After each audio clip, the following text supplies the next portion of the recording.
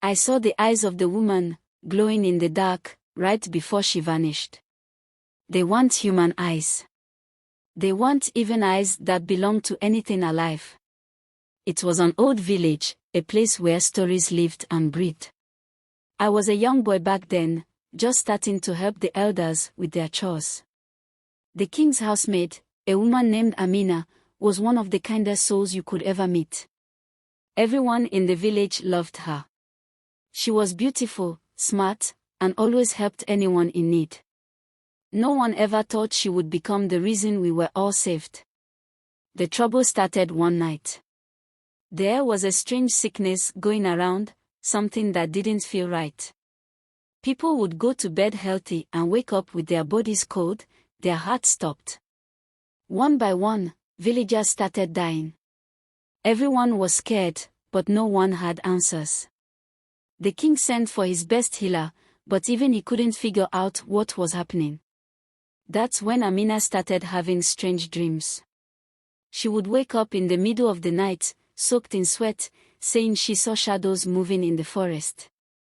The villagers began to whisper, some said it was an evil spirit, others said it was a curse, but nobody knew for sure. One evening, as the moon hung low and full, something happened. I was with the king's guards, watching over the village square. Amina came running out of the palace, her face pale as snow, her eyes wide in terror.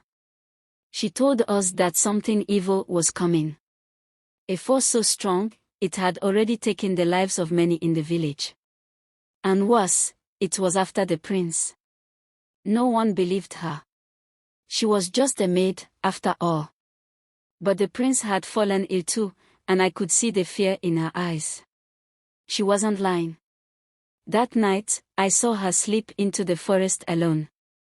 The guards tried to stop her, but she was determined. We followed her from a distance, and after what felt like hours, we reached an ancient part of the forest that no one dared enter. It was here that I saw the eyes, those glowing, unnatural eyes.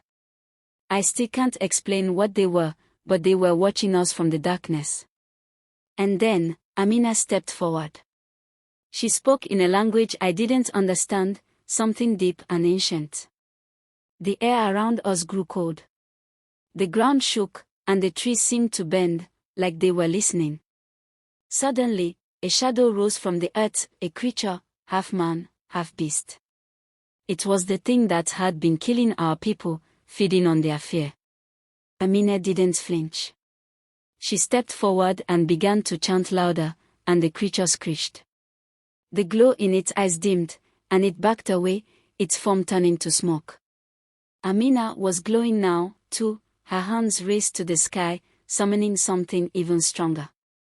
The ground cracked open, swallowing the beast whole. When it was over, Amina stood there, breathing heavily, her body trembling. The village was saved, but she was no longer the same. I saw something in her eyes that night, something powerful, something otherworldly. The prince recovered, and word spread quickly of what Amina had done. The king, in his gratitude, offered her riches, but she refused. Instead, the prince asked for her hand in marriage. She hesitated, but in the end, she agreed. The villagers celebrated, but I couldn't shake the feeling that Amina had become more than just a maid. She was something else, something far older and more dangerous. Years later, I still remember that night in the forest. And I still wonder if the evil was truly gone, or if it's waiting for the right time to return. All I know is, I will never forget the eyes.